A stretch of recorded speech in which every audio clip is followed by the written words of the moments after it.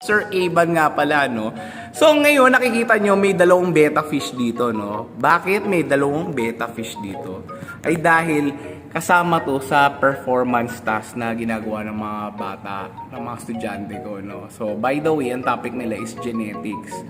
Ito yung, pinaka-goal nila dito is magbe-breed sila ng betta fish, tapos with different color mutation or mutation. So, nakikita nyo yung nasa labas, yung maganda yung fin yung mahaba, yung parang mga tusok-tusok, yun yung male. Tapos yung nakakulong doon sa acetate. Ang galing nga ng paggagawa ng estudyante ko dito, no? Sa acetate niya kinulong. Yan yung female. Tapos yan.